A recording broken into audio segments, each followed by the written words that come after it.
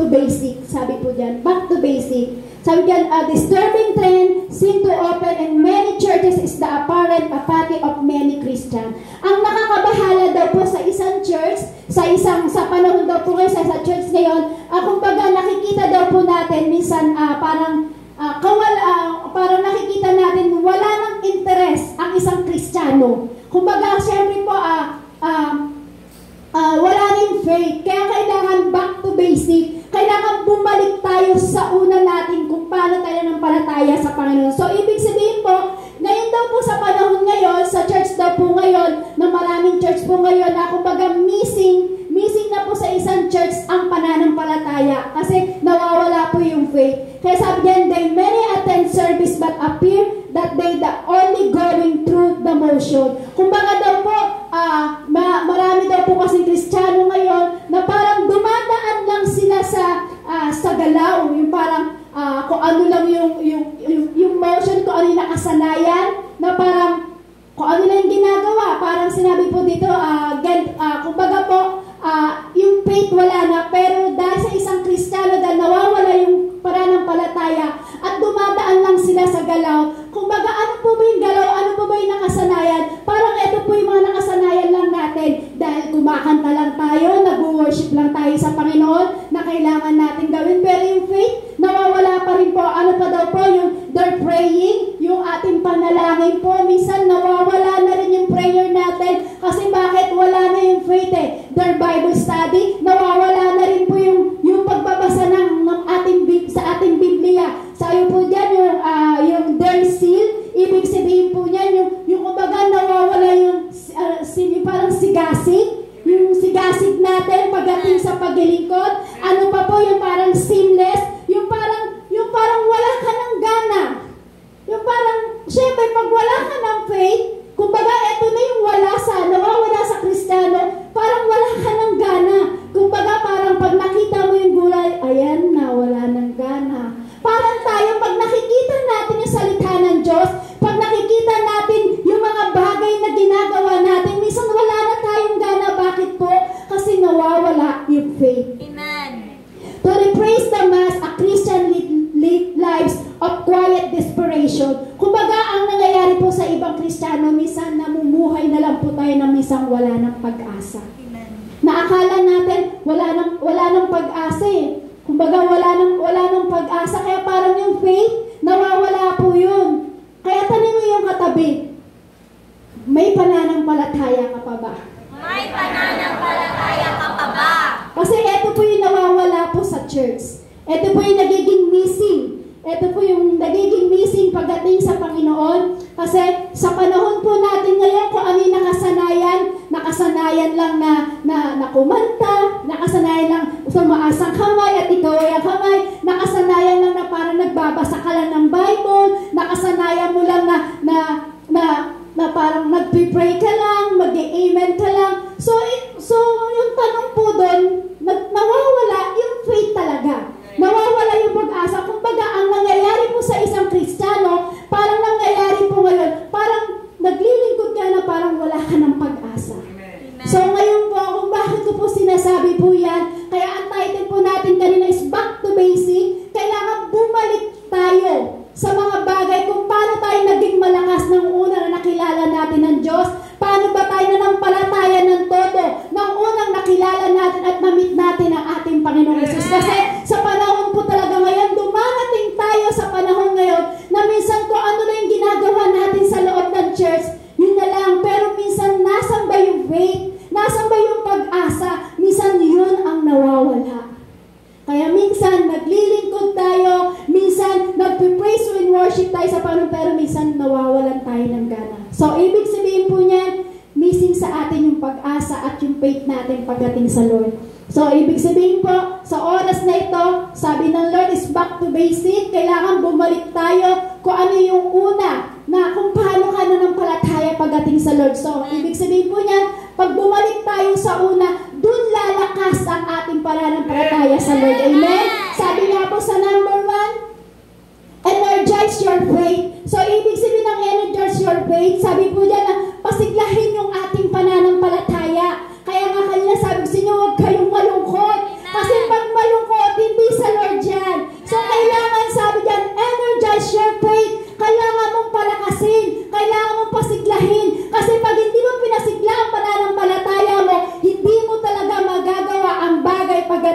ating Panginoong Hesus. Sabi po dito, what is faith? Ano po ba ang pananampalataya? Sa tingin niyo po ba, ano po ba ang pananampalataya? Po? Sabi dyan, what is faith? Ano po ba yung pananampalataya? Ano po ba sa tingin niyo? Kumbaga, hindi mo nakikita, pero naniniwala ka, nananampalataya ka. Si Jesus po ba nakikita natin? Ano po nasabi ko na. Hindi ko talaga. Kumbaga, hindi natin nakikita si Jesus, pero nararamdaman natin. Amen? So, ibig sabihin, nararamdaman mo si Jesus, yun ang merong pananampalataya. Sabi dyan, what is faith? Ano ba ang pananampalataya? Sabi sa Hebrews chapter 11 verse 1, tayo may pananalig kung nagtitiwala tayong mangyayari ang mga inaasahan natin at naniniwala sa mga bagay na di natin nakikita. So, ibig sabihin yan daw po ang ibig sabihin ng faith. Yan daw po ibig sabihin ng pananampalataya na nananalig ka at nagtitiwala ka na mangyayari ang mga bagay na hindi mo man nakikita pero naniniwala ka at inaasahan mo na ikaw ay nananampalataya. Amen. Yan daw po ibig sabihin ng faith. Yung faith po kasi, totoo lang po, di ba? Ang hirap po kasi na kumbaga parang, paano mo pananampalatayaan hindi mo nga nakikita? Di ba po? Makikita niyo yung kahalagahan ng faith kasi maniniwala ka, mananampalataya ka kahit di mo nakikita. Pero kung sa totoo lang, reality talk lang po tayo sa ating buhay. Di ba tayo po bilang mga tao, di ba? Hindi ka kaagad maniniwala hanggat di mo nakikita, hindi mo nasusubukan, at hindi mo na-i-experience. Pero tingnan niyo yung faith, yung kahalagahan ng faith, yung faith na yon, ibig sabihin mo pala nananalig tayo at nagtitiwala tayong mangyayari ang mga inaasahan natin at naniniwala sa mga bagay na hindi natin nakikita. So, ibig sabihin, yung pala kahalagahan ng faith, yung inaasahan mo kahit hindi mo nakikita, pero nananampalataya ka. Yung pala yung kahalagahan ng faith po natin.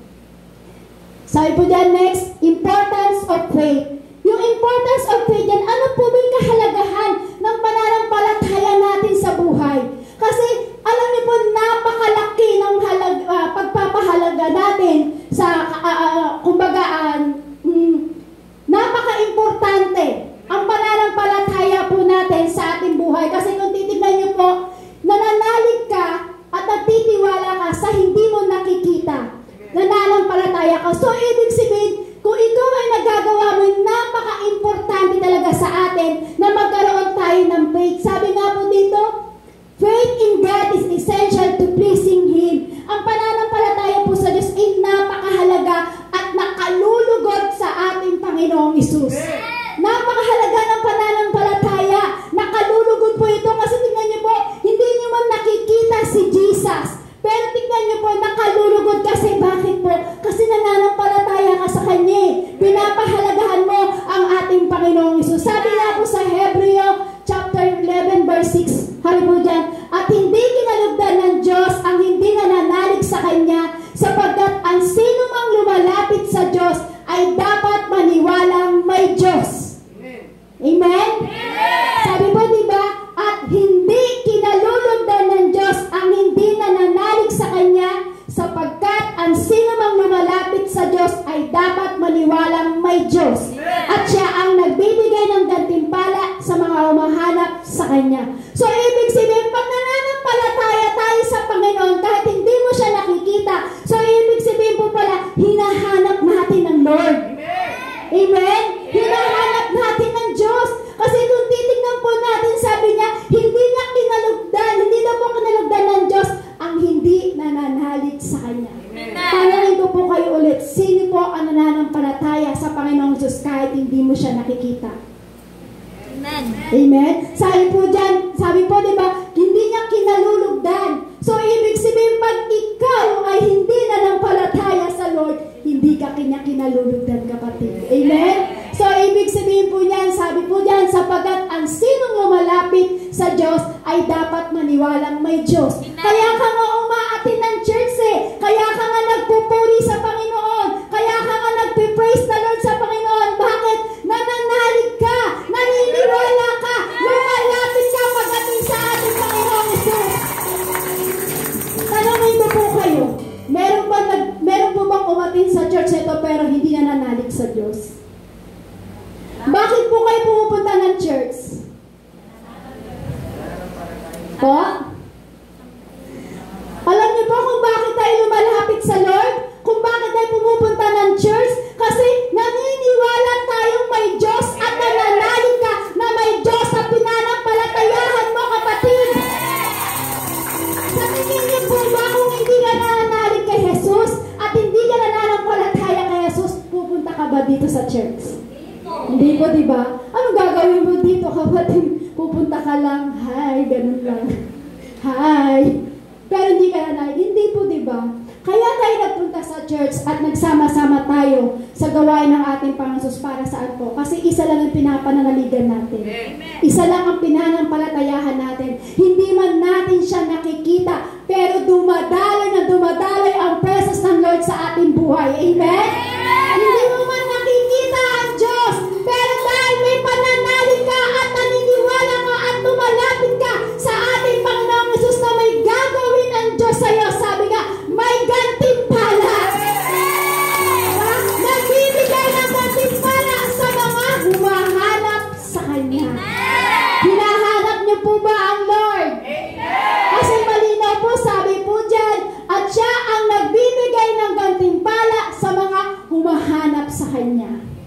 Hinahanap niyo po ba ang Lord? Amen. Paanong hanap? Lord, nasan ka? Lord, nandiyan ka ba? Lord, nasan? Saan po ba? Kasi alam niyo po, pag hinahanap natin ang Lord, buong-buo ang pananampalataya mo, kapatid.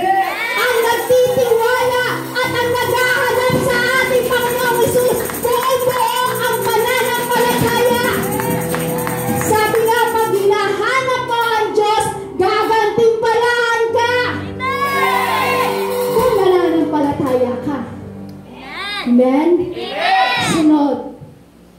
Energizing your faith.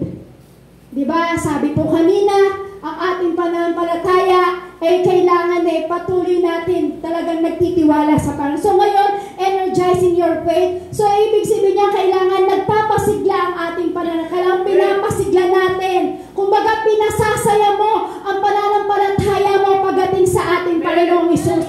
Amen? Kasi kung titignan po natin, ang salita po ng Diyos po kasi ay disenyo po yan sa pananampalataya natin. Kaya sabi diyan, energizing your faith. Sabi po dito, the word of God is designed to produce faith. So, ibig sabihin, ang salita po ng Diyos ay nakadesenyo o nakadesign sa atin yan para tayo po ay manampalataya pagdating sa ating Panginoong Hesus. So, paano ba natin i-energizing yung faith? Paano ba ito pasisiglahin? Paano ba ito paggaganahin? O paano ba siya magiging masigla, yung pananampalataya mo? Di ba, example po, di ba, pag tayo ay pag tayo ay merong cellphone, pag robot, anong ginagawa natin? China-charge. O, pag tayo naman po, di ba po, china-charge po natin yan pag yan robot. Pag full bar na, so ibig sabihin magagamit mo. Malakas ulit yung music, malakas yung tono, malakas yung brightness, tama po? Kasi pag lobat, di ba, nagpipade lahat, dumidilim yung brightness, halos wala ka lang marinig na tono ng tugtog doon. Kumbaga mahina. So ibig sabihin, pag mahina, ay pagka lobat na, charge natin yung cellphone. Pag full bar na, nagagamit po natin ulit. Tama po ba? So ibig sabihin, kailangan ganun din po sa ating pananampalataya. Halimbawa po, kapag pagod na ang katawan mo, anong dapat mong gawin? Po? Magpahinga. Pag nakapagpahinga ka na, nakatulog ka na ng 24 hours, sobra 24 hours. Pag nakatulog ka, nakapagpahinga ka na, dahil patang-patanin katawan mo sa sobrang trabaho, sa sobrang gawain,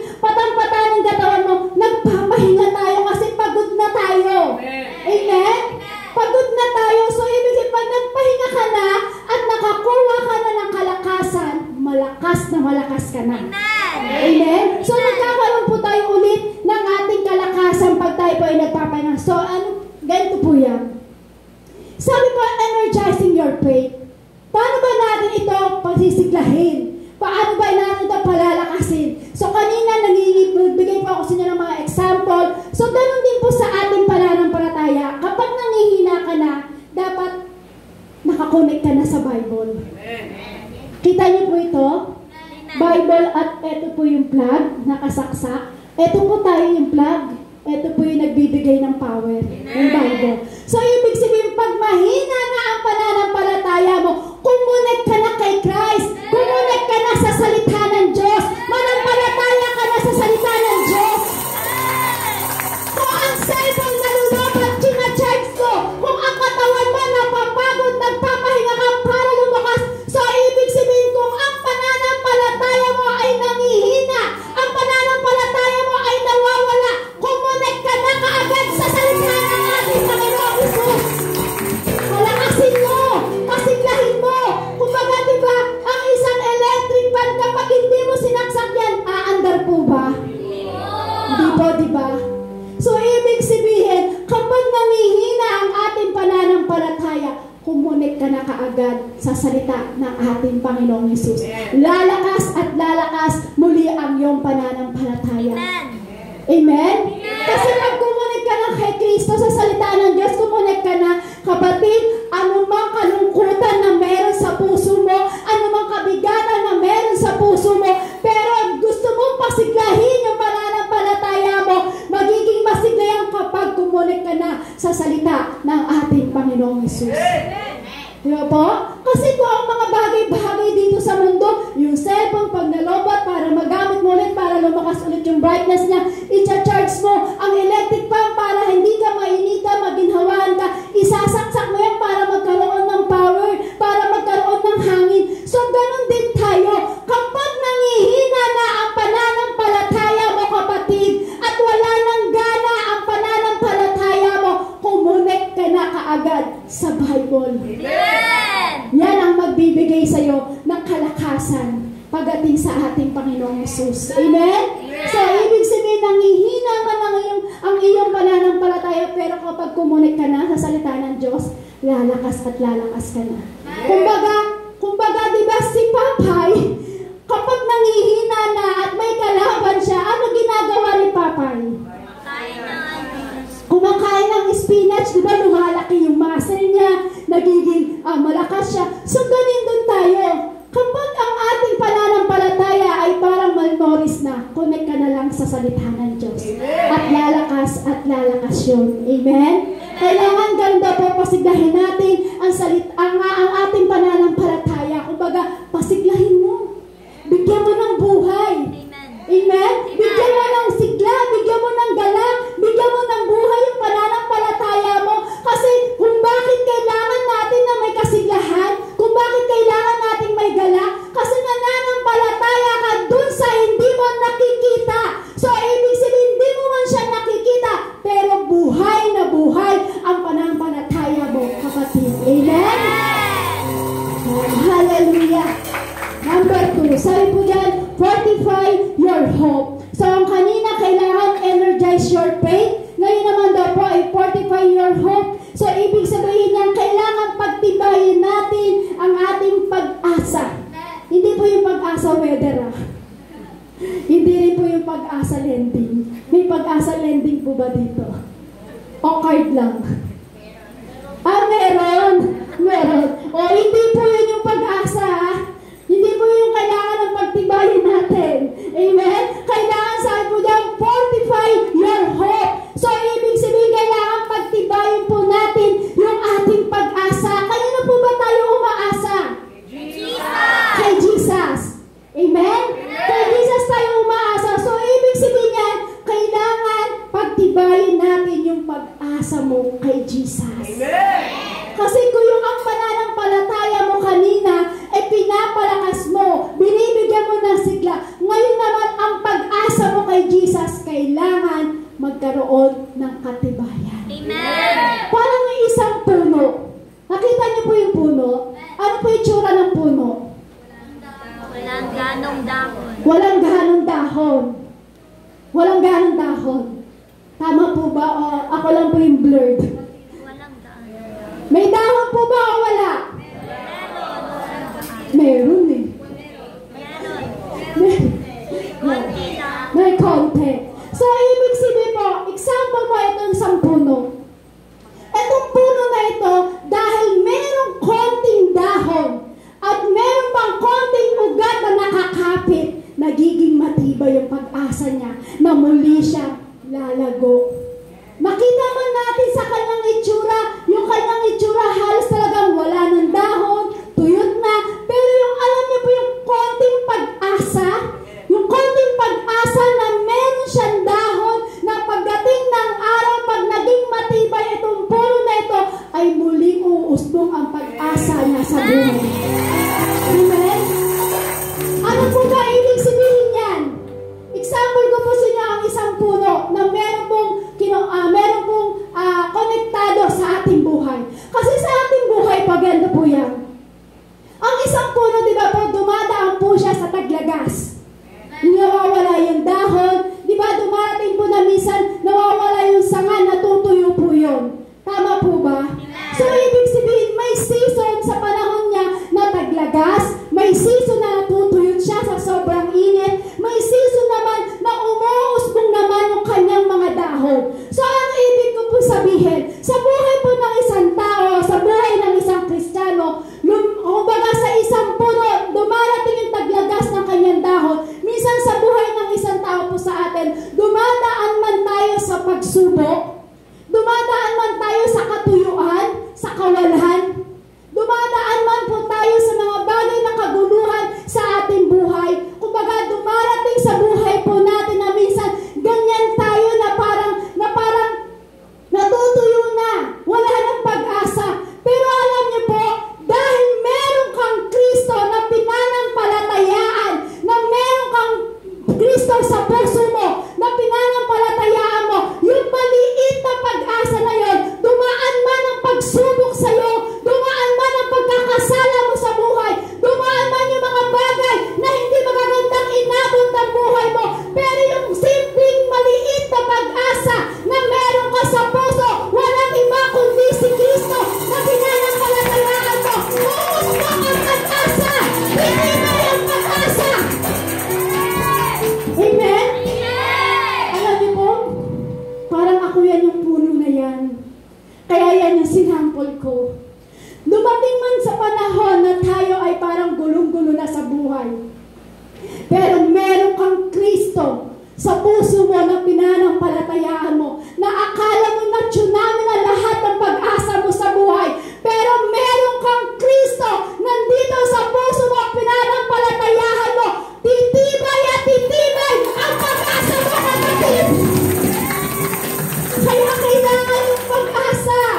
Kailangan pagtibayin mo yan. Kung kanina ang pananampalataya, binibigyan mo ng kasiglahan, ngayon naman yung pag-asa mo sa Lord. Merong Kristo na hinihingaan natin ang pag-asa. Hindi yung pag-asa weather. Amen? Kasi totoo po yan. Dumadaan tayo sa ganyang panahon na minsan yung season mo na parang iiyak ka. Minsan yung season ng buhay mo na parang puro problema. Minsan ang season ng buhay mo na parang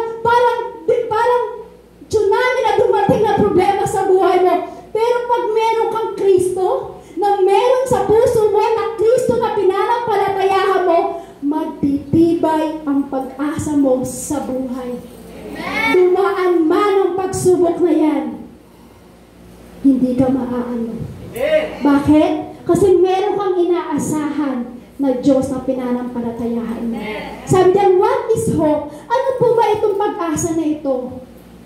Bible says that involves the happy anticipation of good. Sabi po dito, si Kristo po, di ba, ang puno. Siya po yung puno ng ubas. Siya po yung puno ng ubas na nagbibigay sa atin ng pag-asa. Kasi si Kristo po yung puno. Si Kristo po yung puno ng ubas. So, ibig ko po sabihin, kapag ikaw, ang puso mo ay hindi nakakonect kay Kristo, hindi tayo magkakaroon ng katibayan sa pag-asa natin. Amen. So, kailangan, katulad ng isang puno kanina, kailangan yung ugat natin, kailangan nakakonect kay Kristo. Para kahit anumang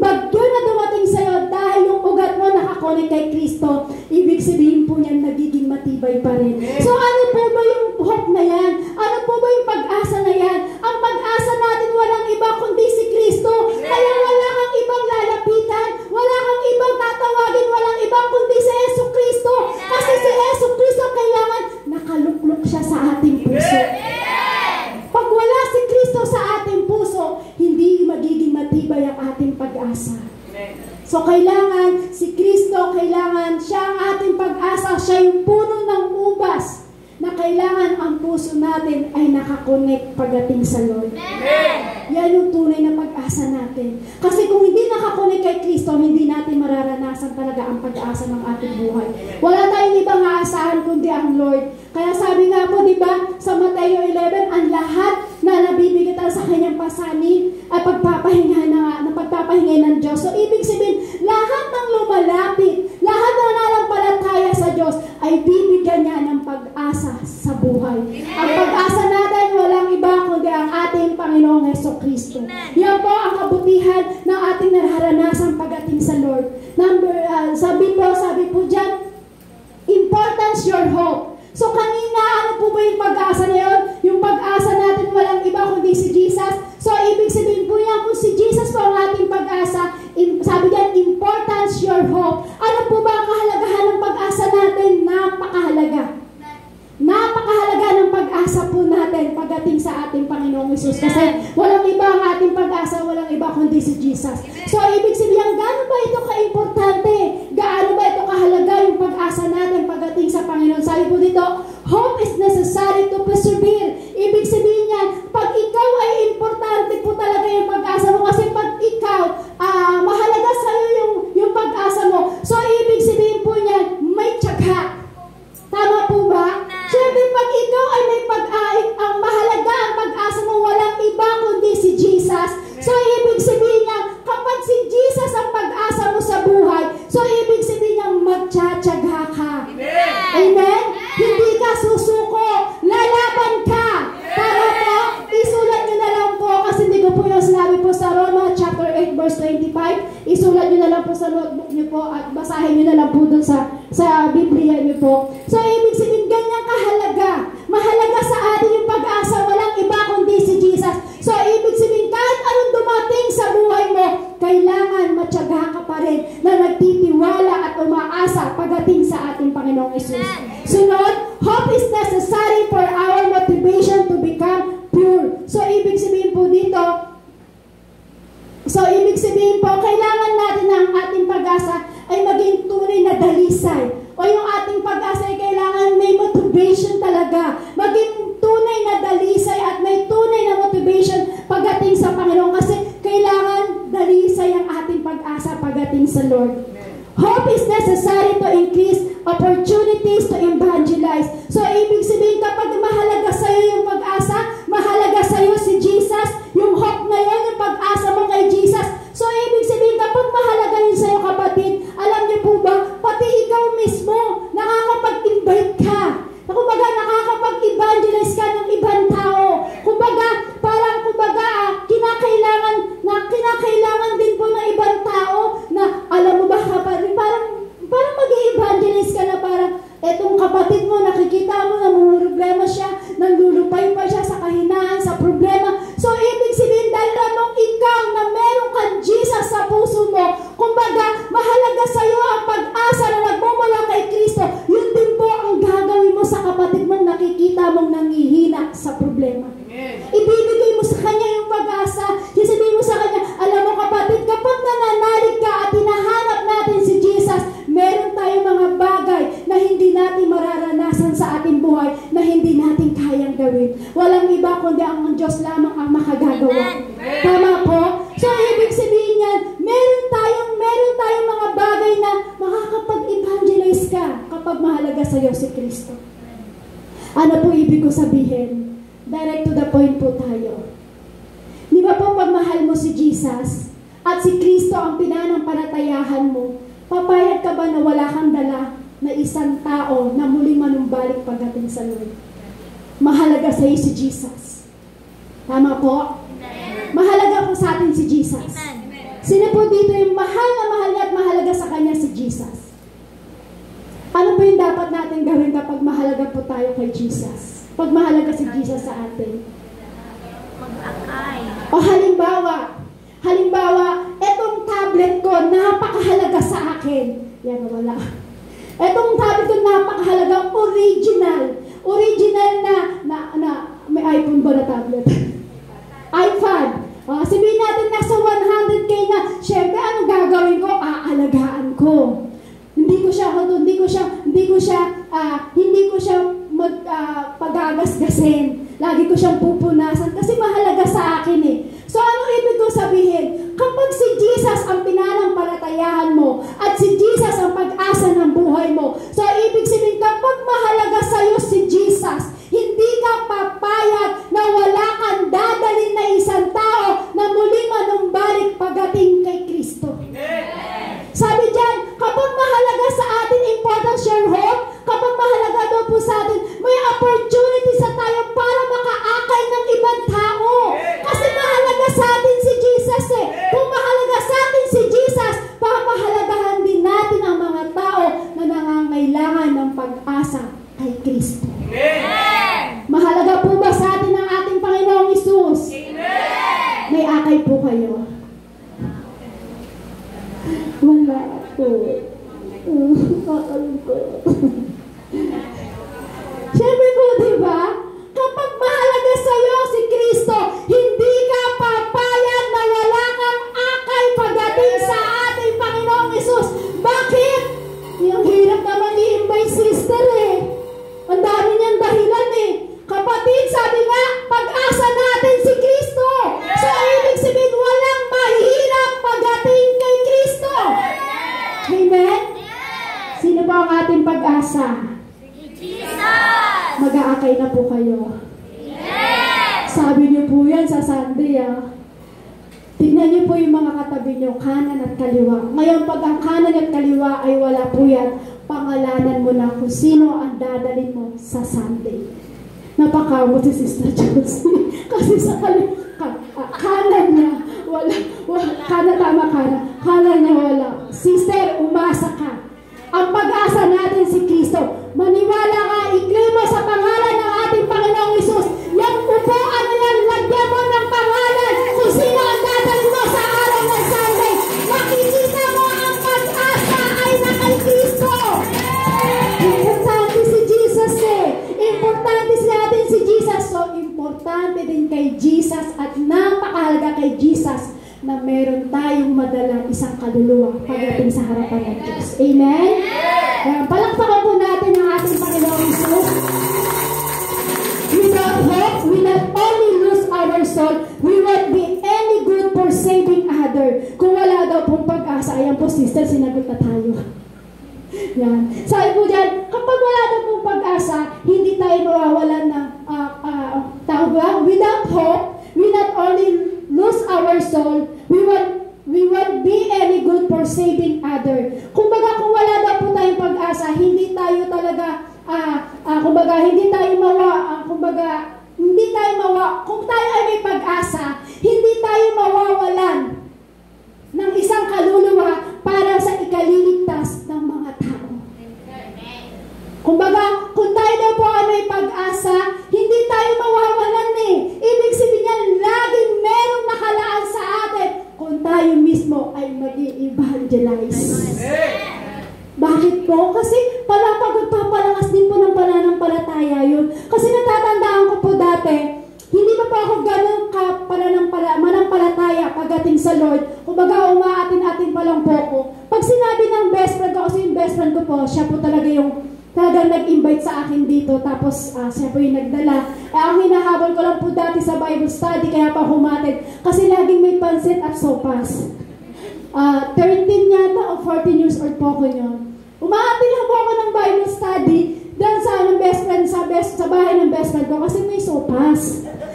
Yun po yung gusto ko, may sopas at may pansit. Pero pagka wala po, pag tinapay lang, natutulog po ako sa oras ng Bible study. Totoo po yun. Pero alam niyo po, nang naging importante sa akin si Jesus, naging mahalaga sa akin si Jesus at nakita ko na ang pag-asa pala ng buhay ko ay si Jesus. Alam niyo po, kung ako po ay ini-invite ng aking best friend, hindi ako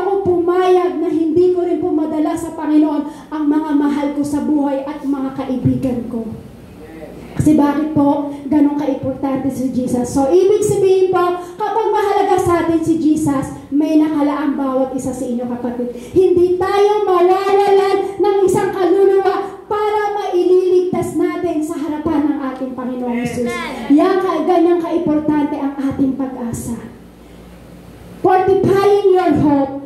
Ano po ba yun? Sabi po doon, fortifying your hope. Dapat daw po mas lalo pa natin pagdibayin yung ating pag-asa. Kasi ang ating pag-asa, kailangan mas lalo tayo maging matibay. Kumbaga, mas lalo kang kumapit kay Jesus. Kasi wala tayong ibang aasahan sa buhay, hindi ang kayamanan mo.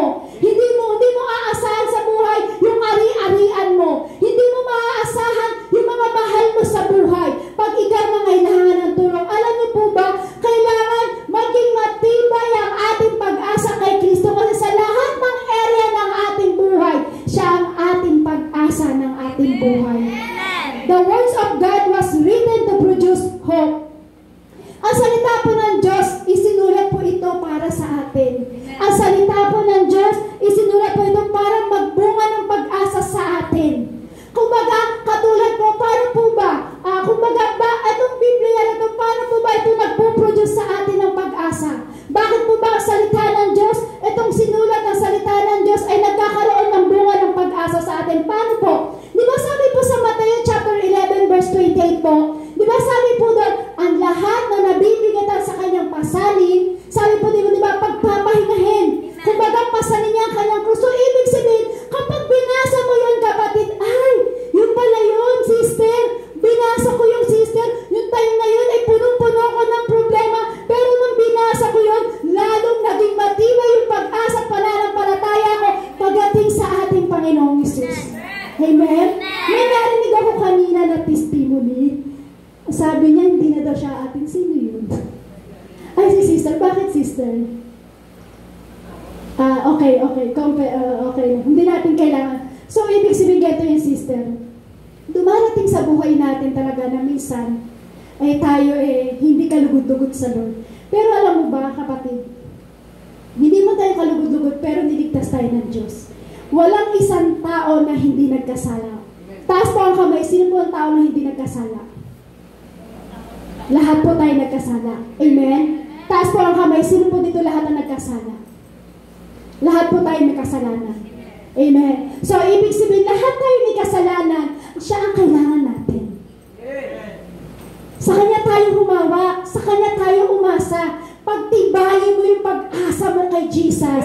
Wala tayong ibang aasahan. Sabi ko nga po, lahat tayo ay isang maruming basahan sa harapan ng Diyos. Lahat tayo ay makasalanan. Pero kahit tayo ay makasalanan, ang ginagawa natin, mas pinagtitibay pa natin ang pag-asa natin sa Lord. Bakit? Kasi kung tayo ay susuko, wala talaga tayong pag-asa. Pero kung ilalaban mo yan at sinasabi mo, Lord, isinusurrender ko lahat sa iyo, ang aking kasalanan, ikaw ang aking pag-asa, ikaw ang aking kaligtasan, ikaw ang aking lakas. Alam mo ba, kapatid, pag yun ang binabanggit mo kay Jesus, titibay ang pag-asa at pananampalataya mo pagdating sa Lord.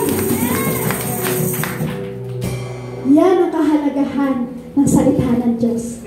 Kapatid, sister, kung nasabi mo man sa harapan ng Diyos na ayaw man umaten, anumang bagay na dahilan yun, basa ka lang, makikita mo, sasagutin ka at palalakasin ka ng ating Panginoong Jesus. Lahat tayo dumadaan sa ganyan, lahat tayo sumusuko. Siguro sa sister, yung sinasabi mong suko, baka wala pa sa tuldok. Kung titignan natin lahat ng problema ng tao at iisa-isahin natin, sasabihin mo, napakaswerte ko pa. Malaki pa pala yung pag-asa ko. Kaya bakit ka susuko? Masabi man natin yun, pero nandun ang pag-asa natin dapat sa Lord. Wala tayong ibang aasahan. Sabi diyan, fortifying your hope. Kailangan mas lalong pagtibayin ang pag-asa mo pagdating sa Panginoon. Dumating man ang unos sa buhay mo dahil matibay ang pag-asa mo kay Kristo, hindi ka magigiba. Amen? Para kang isang puno na tinanim at matibay ang ugat. Dumaan man ang bagyo sa kanyang buhay. Dumating man ang maraming tag-init. Dumating man ang maraming tag-ulan.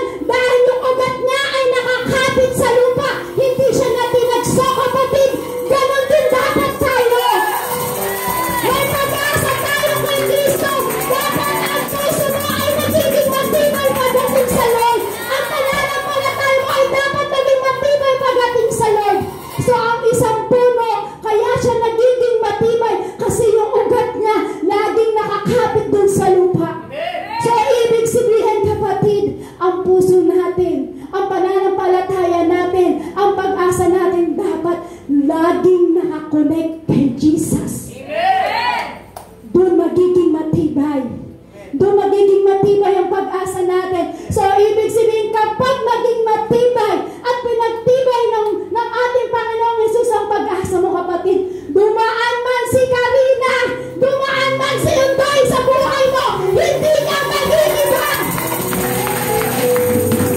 Ganyan ka kamahal ng Diyos.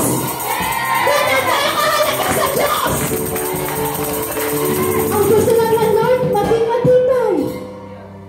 Kaya sabihin mo sa'yo katabi, huwag kang susuko. Huwag kang susuko. Huwag kang marupok. Huwag kang marupok.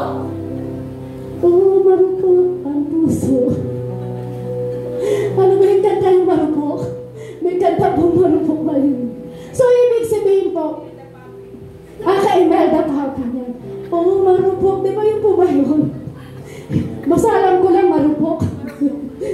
So, ibig sabihin po, kapag matibay ang pananampalataya mo sa Lord, at matibay ang pag-asa mo kay Hesus Kristo, at nananatili ka sa salita ng Diyos, magiging matibay ka, kapatid. Amen. Amen? Amen. Amen po? Amen. Kasi alam niyo po ang salita ng Diyos, dito po tayo pinagtitibay eh. Kasi alam niyo po, dumating yung time na, si sister, lagi na lang, ito po, dumating po ako. Kung bakit ko po sinasabi sa inyo, kasi ito po yung naging kalakasan ko. Kasi kung hindi mo pina-experience sa akin ng Lord, hindi ako magiging matibay. At di ko masasabi na, Lord, eto pa ba ako na nakakatayo sa iyong harapan? Alam niyo po, minsan dumarating tayo sa pagsubok sa ating buhay. Kumbaga, yan lang po yung parang ang tawag po doon, parang hagdanan, na parang sa unang baitang, napagtagumpay mo, graduate ka na. Kung kaya grade 2 ka na, napagtagumpay mo, graduate ka na, tapos naging grade 3. So, ibig sabihin, ganito po yun eh. Kasi po, minsan sa buhay po natin, minsan pagdating sa problema, nawawala yung pag-asa natin. Minsan pag dumating sa buhay po natin, minsan hindi na nagiging matibay ang ating pag-asa. Hindi na nagiging matibay ang ating pananampalataya sa Lord. So, ibig sabihin po, kapag nangihina na ang anong pananampalataya at nawawala na yung hope, wala nang iba, magbasa ka ng salita ng Diyos. Amen? Parang gusto kong ipagawa yung pinagawa ni Pastor. Kasi ako po, dito ako sinagot. May pinagawa po sa amin si Pastor sa mga tarin. Sabi ni Pastor, hawakan mo yung Bible mo. At tapos, buksan mo yung Bible mo. Kung ano yung namataan ng mata mo at yun ang napukaw ng iyong mata, basahin mo pagdating mo sa bahay. At ito ay gawin mo na ang pagnilay-nilayan mo. So, ibig sabihin po, ganito po yung ginawa po namin yun. Ay yung time na yun, maraming struggle sa aking isip, sa aking puso. Tagang masasabi ko na wala nang pag-asa. Dumarating yun. Akala niyo po, forget kami nagtuturo dito ay matibay po. Hindi po, dumating po yung time na minsan nangihina rin po kami. Kaya nga po nananangan lang po kami sa salita ng ating Panginoon. So, ganito po yun. Di ginawa po namin. Ginanyan ko. Tapos sinabi ko, sabi ni Pastor, hawakan mo at sabihin mo kung ano yung gustong ituro sa'yo ng Lord at kung ano yung gustong paggawa sa'yo ng Lord. So, ginawa ko po, ginanyan po namin. Tapos, buksan mo na, sabi ni Pastor. Nang binuksan ko po yun, pamagat pa lang, Lord, akin to. Pamagat pa lang, Lord, akin to. So, tumulo po yung luha ko. Kasi, title pa lang, may kasagutan na. Hindi ko pa siya binabasa ng buo. Hanggang sa dumating ang time na umuwi na kami ng tahanan po, sa aming tahanan. Pagdating po ng gabi, na siguro mga 7:30 po yun. May oras talaga, no? Pagdating po ng gabi, binasa ko po. At doon ko napagnilayan yung mga struggle sa aking isip at sa aking puso. Doon nasagot. Sabi ko, Lord, ang pag-asa lang namin walang iba kundi ang salita mo. Sabi ko, Lord, ang dami-dami kong tinatanong. Sabi ko, kung anong pwedeng gawin dito, anong pwedeng gawin dito. Pero sa'yo lang pala ang kasagutan. Alam niyo po, ginawa po namin yan. So, eto po ang tanong ko. Meron po ba kayong gustong gawin sa inyo ng ating Panginoong Hesus? Gusto niyo po ba maging matibay ang inyong pag-asa? Amen. So, ganito po gawin niyo. Hawakan niyo po yung Bible niyo. Meron po yung mga Bible. Yan. Sige, taas niyo po yung Bible. Tapos, ilagay niyo po sa inyong dibdib. Ngayon, sabihin mo sa iyong kaisipan pagdating iisipin mo lang pagdating sa ating Panginoong Hesus kung ano ang gustong gawin sa iyo ng ating Panginoon at kung ano yung gustong pagtibayin sa iyo ng Lord. At tanungin mo rin, Lord, ano ba yung gusto mong gawin ko para sa iyo? So, ganito po yung, pag nagawa niyo na po yan, buksan niyo po unti-unti ang inyong Bible. Buksan niyo po yung inyong Bible. So, ngayon po, kung ano yung nabuksan niyo, at ano yung namataan ng inyong mata, at yun yung parang tumusok sa puso niyo. Huwag niyo po nga nabasahin. Kasi ganyan po yung ginawa sa amin ni Pastor. Lagyan niyo po ng mark para mamaya po matandaan niyo po. Tandaan niyo po kung ano pong book po yan at basahin niyo po yan sa inyong tahanan. Makikita niyo po. Doon yung makikita na mas lalong magtitibay ang pag-asa niyo pagdating sa ating Panginoong Hesus. Siyempre ako rin po. Yan, may kahilinga yan. Yan. Glory to God. So, ibig sabihin, makikita po natin kung paano tayo pagtitibay ng ating Panginoon. So, basahin niyo po yung pagdating sa tayo. At makikita niyo, andyan ang kasagutan ng ating Panginoong Hesus. Sabi po sa Roma chapter 15, verse 4, ano mang nasa kasulatan noon, panguna ay nasulat sa ikatututo natin, sapagkat lumalakas ang ating loob at nagkakaroon ng pag-asa kapag binabasa natin ang mga aral na matatagpuan dito. So, ibig sabihin po niyan, ano man po ang naging kasulatan dito po sa Biblia, matatagpuan po natin ito at may aral tayong makikita. Number 3, activate your love. Siyempre kapag ang pag-asa po natin ay binubuhay natin at ang pananampalataya po natin ay binibigyan natin ng kagalakan o kasiglahan. So dapat ganun din po. Sabi po yan, activate your love. So ibig sabihin, ang pag-ibig po natin sa Diyos ay kailangan ina-activate. Amen? Kailangan activate, hindi deactivate. Kasi ganito daw po ang pag-ibig kapag deactivate eh. Kita niyo po yung isang puso. Ano pong design ng puso? Nakakandado. Nakalock. Hindi siya, deactivate po siya. Hindi siya parang walang gumaganang pag-ibig, kumbaga walang dumadaloy na dugo na pag-ibig sa kanya. So, ibig sabihin, kailangan i-activate natin ang love. Sabi diyan, what is love? Love. Diba? What is love po ba? Kasi yan po yung natatanda ko, diba, pag elementary, diba, tinatanong po yan may Islam book, what is love? Ano yung mga sinasagot natin? Po? Love is blind. Po? Diba? Natatanda ko po, kaya what is love? What is love? Ano po ba talaga ang pag-ibig? Ano po talaga meron na pag-ibig sa ating puso? Yung puso ba na nakakandado? O yung puso na merong Kristo? Merong Kristo. Ba't parang puso na merong Kristo? Ganyan po bang nasa puso niya si Kristo? Puso na merong Kristo. Sabi po, kapag ang puso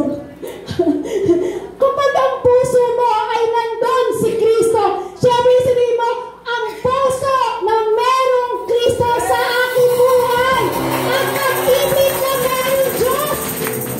Sabi nga po sa 1 Corinthians chapter 13 verse 4, ang pag-ibig ay matyaga at magandang loob. Sabi niyo po kanina, love is blind.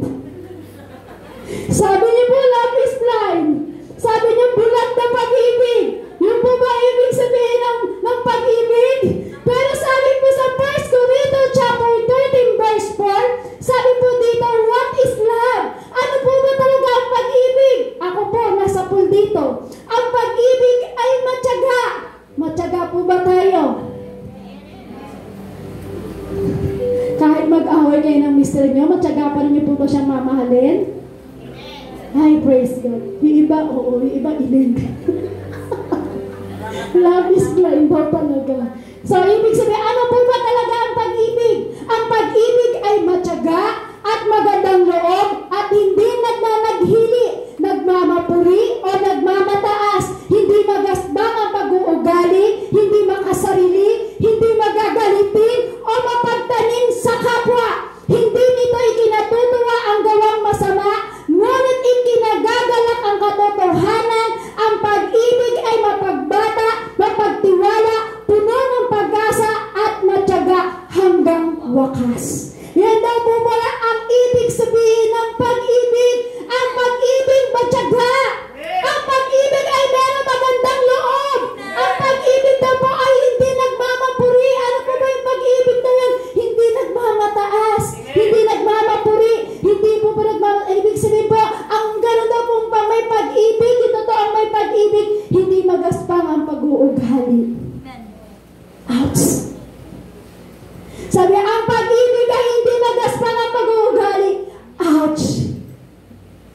At parang ako lang po yung nag-ouch. Yung iba yung yuko eh. Hindi lang siya maka-ouch, pero yukong-yuko siya. Sabi po dyan, ang mayroon daw pong magandang pag-ibig ay walang magaspang na pag-uugali. Hindi makasarili. Ouch. Ouch. Hindi magagalitin. Ouch na ouch. Sabi, ang pag-ibig ay hindi magagalitin. Ouch na ouch ako dahil kapatid. Diana, ba't ako na na-ouch? Hindi mo ba kayo nagagalit?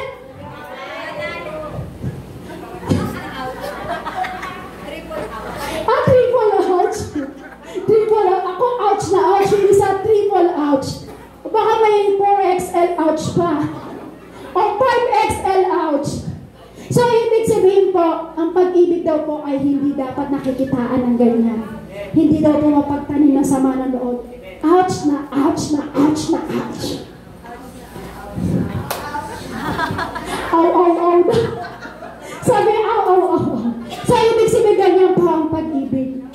Yan daw po ang may katotohanan ng pag-ibig. Ay punong-puno ng pag-asa. Yan po ang totoong pag-ibig. Hindi love is blind. Sabi niyo, ano ang pag-ibig? Love is blind. Dulang na pag-ibig. Pero kinonect tayo ng 1 Corinthians chapter 13 verse 4. Tandaan niyo, ang tunay na may pag-ibig kay Kristo. Matyaga. Magandang loob. Hindi mapagpapuri, hindi mapagmatas, hindi magaspang ang pag-uugali, hindi makasariti, hindi magagalitin. Ouch!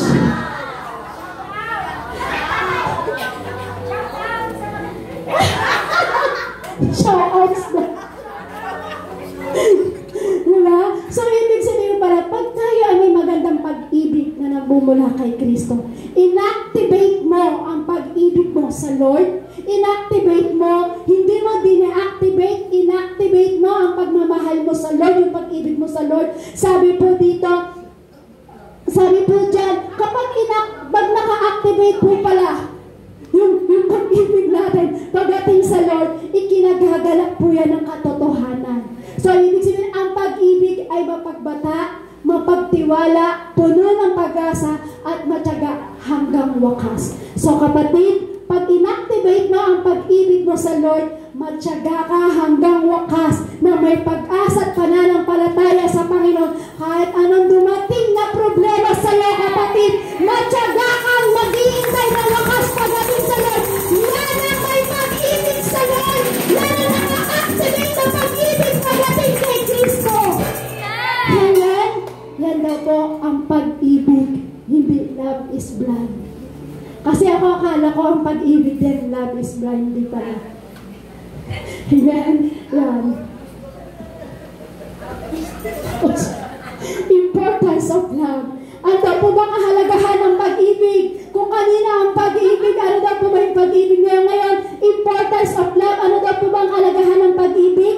Expressing love give assurance of our salvation. Ang pagpapakita ng pag-ibig ay nagbibigay ng katiyakan sa ating kaligtasan. Sabi po sa 1 John chapter 3 verse 14, nalalaman natin na lumipat na tayo sa buhay mula sa kamatayan sapagkat inibig natin ang mga kapatid. Siya na hindi umiibig sa kanyang kapatid ay mananatili sa kamatayan. So, ibig sabihin pala kapatid, kapag hindi pala tayo umiibig sa ating kapatid, tayo ay nananatili sa kamatayan. Saan po ba yung kamatayan na yun?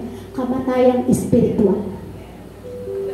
Expressing love assure us that God will answer our prayer. So, ibig sabihin, kapag nagpapakita tayo ng pag-ibig natin at pagmamahal natin pagdating sa Lord, so ibig sabihin yan, sinasagot at sinasagot ng Lord ang bawat panalangin natin, kapatid. Sabi sa 1 John chapter 3 verse 22 to 23, at anuman ang ating hingin ay ating tatanggapin mula sa Kanya sapagkat sinusunod natin ang Kanyang mga utos at ginagawa natin ang mga bagay na nakalulugod sa Kanyang paningin. Ito ang Kanyang utos, sumampalataya tayo sa pangalan ng Kanyang anak na sa Jesucristo. Tayo ay mag-ibigan sa isa't isa ayon sa ibinigay niyang utos sa atin. Iniibig mo ba ang iyong katabi? Amen. Amen? Yan daw po ang may totoong nagpapakita ng pag-ibig sa Lord. Kasi ang pag-ibig hindi magagalitin. Ouch na ouch talaga ako dito. Lord, thank you, Lord, thank you. Ouch talaga. Thank you, Lord, thank you, Lord. Yan. Sabi po ang totoong pag-importanting may pag-ibig pa daw po. Expressing love reassures us that we abide in God and He in us. Kapag nagpapakita daw po tayo pala ng pag-ibig, so ibig sabihin niya, mananatili tayo sa Diyos o nasa atin ang Diyos. Sabi po sa 1 John chapter 4 verse 7 to 8, mga minamahal, mag-ibigan tayo sa isa't isa, sapagkat ang pag-ibig ay mula sa Diyos. Ang sa bawat isang umiibig, ang kanilang kapanganakan ay mula sa Diyos at nakikilala sa Diyos. Ang hindi umiibig ay hindi nakikilala sa Diyos dahil ang Diyos ay pag-ibig. So, ibig sabihin kapatid, kapag ikaw pala ay hindi umiibig at hindi nagmamahal sa isa't isa sa atin, hindi tayo sa Diyos. Bakit? Kasi ang Diyos ay pag-ibig. Di ba nga po may awit nga po dyan? Ang Diyos natin ay Diyos ng pag-ibig. Magmahalan tayo at magtulungan. Yun na. Baka umulan. So, ibig sabihin, nagmumula sa Diyos ang pag-ibig. Dahil meron tayong pag-ibig sa Diyos, meron ka rin pag-ibig sa bawat isa sa ating kapatid. Yan ang meron pag-ibig pagdating sa Lord. Activating your love. Sabi ito, Jesus taught us how to love by His sacrificial life. Sabi nga po sa John chapter 3 verse 16, dito natin nakilala ang tunay na pag-ibig. Inalay ni Kristo ang kanyang buhay dahil sa atin. Dapat din natin ialay ang ating buhay dahil sa mga kapatid. So ano po ibig sabihin po niya? Dito natin nakilala ang tunay na pag-ibig. Bakit po? Kasi nang si Kristo po, na siya'y nagpapako sa krus para sa mga kasalanan natin, inalay niya ang kanyang buhay. Inalay ni Kristo ang kanyang buhay para sa ating mga makasalanan. Yun po ang totoo may pag-ibig. Yun yung talagang pag-ibig. Ito yung pag-ibig na tunay na nakilala natin, nagmumula kay Kristo. Inalay niya ang kanyang buhay para sa ating mga makasalanan, para tayo ay magkaroon ng buhay na walang hanggan. Ganyan kakamahal ng Diyos. Inalay niya ang kanyang buhay. Kahit masugatan si Kristo, kahit binugbog si Kristo, kahit pinutungan siya ng koronang tinik, kahit pinutusok siya at umaagos ang kanyang dugo, pero dahil sa matinding pag-ibig ng Diyos sa atin, tiniis niya ang lahat ng iyon. Tayo po ba? Masasabi mong may pag-ibig ka sa iyong kapatid, maapakan lang yung paa mo na may ingrown, galit na galit ka na. Masasabi ba natin may pag-ibig tayo sa ating kapatid? Yung parang mairapan ka lang ng kasister mo, galit na galit ka na at sinasabi mo na, ba yan, yung matang yan, ganyan. Masasabi mo ba may pag-ibig? Ouch na ouch po ako dun. Itong mata ko kasi. Di ba po? So, ibig sabihin pala, nakilala natin ang tunay na pag-ibig, walang iba kundi kay Kristo. Si Kristo na may pag-ibig, na inalay niya ang kanyang buhay. So, ibig sabihin kapatid, pag inactivate natin yung pag-ibig natin at nagmumula kay Kristo, hindi na tayo magagalitin, hindi na tayo nagmamapuri, hindi ka na nagmamataas. So, ibig sabihin lahat kaya nating ibigin. Amen po? Alam niyo po, may kwento po sa pag-ibig na yan, pero mahaba po eh. Siguro may time para maikwento po. Pero alam niyo po, grabe talaga ang pag-ibig. Ang pag-ibig ng Diyos sa atin. Alam niya na tayo malalaglag na sa pagkakasala. Pero mahal ka ng Diyos. Dahil inibig ka ng Diyos. Dahil nasa puso ka ng Diyos, kapatid. Inalay niya ang kanyang buhay sa krus para tayo ay maligtas. So, sino tayo para magmalaki sa Lord? Sino tayo para hindi manampalataya sa Diyos? Sino tayo para hindi umasa sa Diyos? Sino tayo para hindi purihin ng Diyos? Wala tayong pagmamalaki sa Diyos. Kasi isa lang tayo makasalanan na tinubos ni Kristo sa kasalanan para tayo ay maligtas. So, ibig sabihin, pag may pag-ibig ka sa Lord, yan ang ibibigay mo sa Lord. Pag-ibig na hindi nagmamapuri. Tayo po'y tumayo sa presensya po ng ating Panginoong Jesus.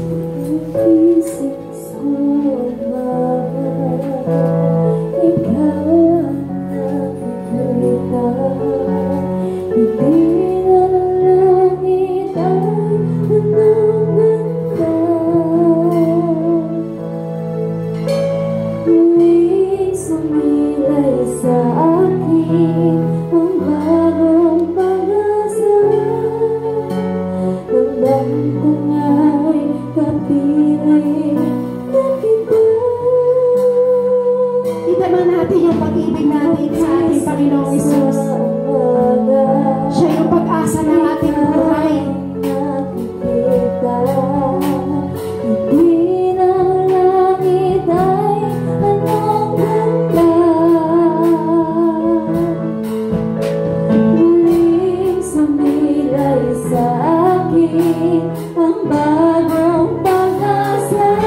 Thank you, Lord, sa bagong pag-asa. Salamat sa pag-ibig mo, Panginoong Jesus.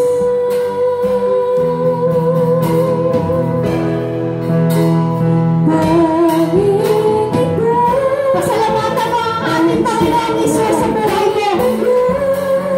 Si Kristo ang nagbigay ng pag-asa sa buhay mo, kapatid.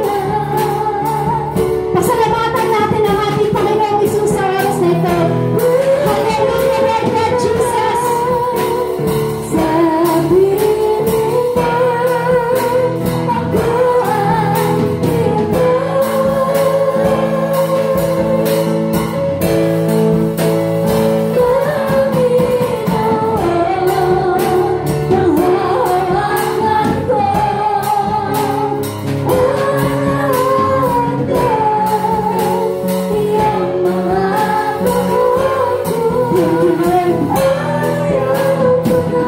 Salamat sa magandang pag-ibig.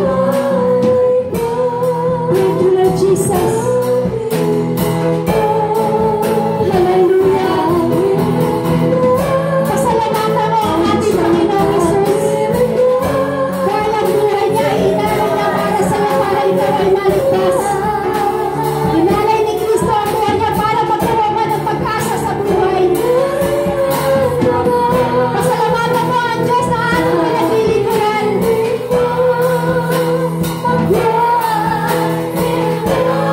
Thank you, Lord. Salamat sa pagmamahal.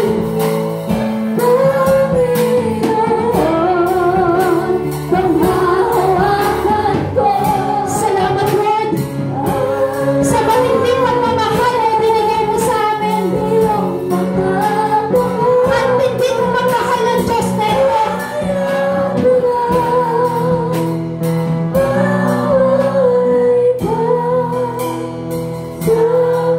Ang tinding pagmamahal ng Diyos na ito.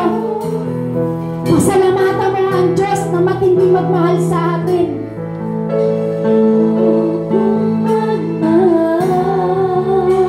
Ang tinding magmahal, Panginoong Jesus. Hindi namin kaya suklihan ang pagmamahal na ipinadama mo sa amin.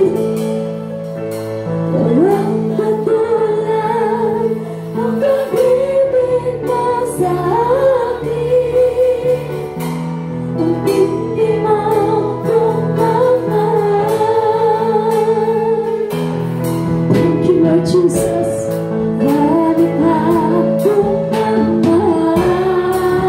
Grabe kung mahalik ka ng Diyos, kapatid.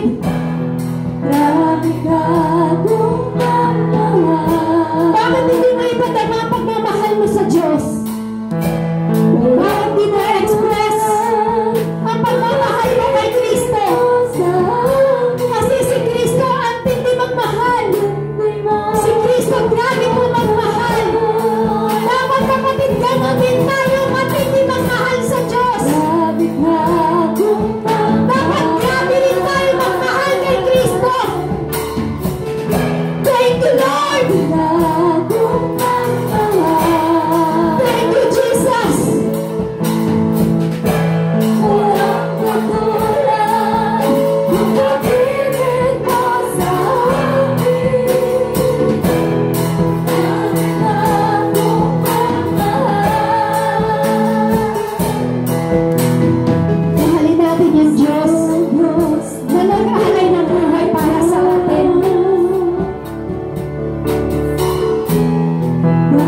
Bakit di mo ipatama, kapatid? Yung pagmamahal mo kay Kristo. Walang katulad ang pag-ibig mo sa akin. Ang Diyos neto, kahit nasaktan, minahal na tayo.